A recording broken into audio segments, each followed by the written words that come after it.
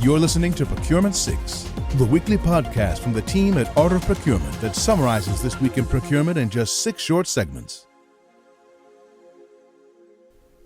Hi there, I'm Helen Mackenzie and today is Friday, November the 24th, 2023. 6. It's Thanksgiving this week, so I wanted to take this opportunity on behalf of everyone here at Art of Procurement to thank you, our listeners, for tuning in each week. We're always delighted when you get in touch to tell us about something in the podcast that's helped you. And we also value any feedback from you on how we can improve what we do. So from everybody here at AOP, happy Thanksgiving to you all. 5. It's a familiar struggle for procurement. Despite gains in recent years, many people continue to question procurement's ability to provide value in all aspects of the business. Now, understanding why procurement continues to be underestimated and misunderstood requires self-reflection and an honest look at why the full scope of the potential remains untapped in many organisations. In this week's podcast, Philip Ideson was in conversation with Nishish Saxena, Head of Terminals Procurement at Maersk, on this very topic. In the extract I've chosen for you today, Nishish talks about value and how that relates to procurement. Let's take a listen. Do we really see the value? And at least that's the question which I ask myself and also many times discuss with the stakeholders and my team members. Now, for me, the proof is in the fact that if we rewind ourselves 2 years back, COVID pandemic situation, the whole supply chain went through disruption. And the key priority for any organization was on business continuity. Yeah. And that business continuity is coming from a major part of it is coming from the suppliers. So it was about focus on finding the right suppliers who may have equally robust contingency plans in place and who can help the organization deliver value to the customers. Fast forwarding to the current scenario, the situation has completely changed. We have over inventory or overly stocked inventories. There has been inflation. However, in certain economies, we are also seeing sign of recession, right? And cost becomes a very relevant topic.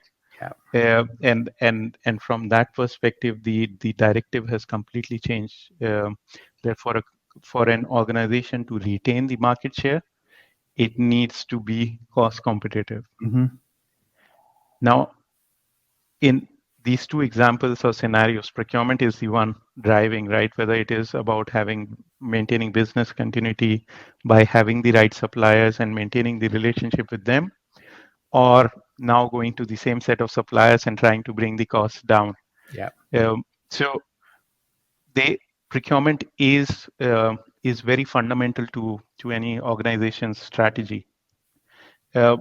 I also try to slice and dice it from a different perspective, even if what we call as the organization curve, where any organization goes through the introduction stage, the growth stage, the maturity stage. Even there, the role of procurement can be directly linked to what the organization is trying to achieve. So, for an example, if it's in the introduction stage where the company is just starting, it may not have the volumes, but for it to deliver on its promise to the customer, it will need the best cost and the best service level. So you would want procurement to at least get those suppliers who are willing to invest in an organization which may not have a very strong presence or brand. It takes a little bit of convincing, right? And where if you change it to the maturity stage where an organization is stable, the market share is stable, it comes down to cost leadership and making sure that procurement is able to bring the cost down by standardizing the specifications, consolidating the demand, create economies of scale. So even if you look from the different phases an organization goes through, procurement is a genuine value creator, right? And last is what I found very relevant or relatable was you talking about your experience with British Airways at an Mhm. airport where the one Yeah, of the service was yeah, outsourced, yeah, right? And how the supplier behaves yeah. or the third party operator behave becomes the identity of the British Airways and Hmm. the organization, right? So there is a very direct link to the brand of Yeah, yeah, what yeah. decision procurement is taking. So, it is possible to elevate procurement's reputation and shape perceptions of procurement as a critical business function and strategic partner beyond supply chain management and cost. So, make sure you check out the full episode using the link in the show notes. 4. While wars and politics and the economy can always be counted on to stay above the fold, individual news stories often make an initial splash, they dominate the conversation for a very short while, and then they fade.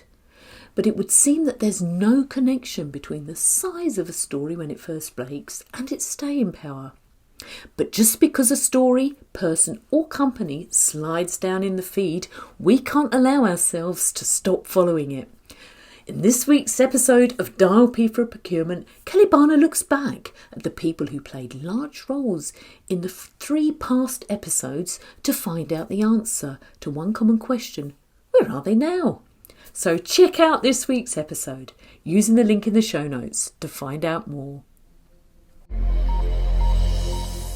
This is Procurement 6 from Art of Procurement. To get notified every time an episode is published, go to artofprocurement.com/subscribe. 3. LinkedIn news this week featured the exit and perhaps the return of OpenAI CEO Sam Altman.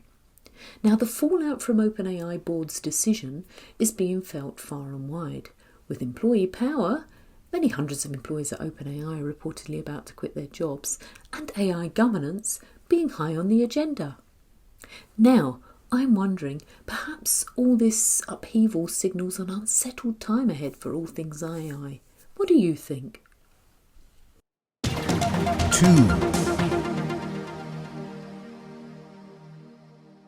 Now, AI is starting to impact on procurement tech in a big way, but it's also being used in other contexts.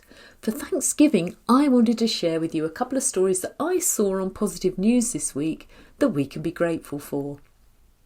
So the first one's about hurricanes, and with more hurricanes happening these days, it's important we know where they're going to make landfall so that the communities affected can prepare. Now, this week, Google reported that its GraphCast AI model is now the most accurate 10-day global weather forecasting system in the world, and it's capable of predicting extreme events 3 days ahead of existing methods and delivering forecasts in minutes instead of hours. And that's great news to help keep people safe. On the medical front, research funded by the British Heart Foundation has shown how AI can predict heart attack risk in patients up to a decade in advance. Implementing the tech in the UK alone could lead to 20% fewer heart attacks and 8% fewer cardiac deaths and strokes, the BHF said. And that's potentially saving thousands of lives a year. Wow, what a great use for AI. Check out the links to these stories and the data behind them using the link in the show notes. 1.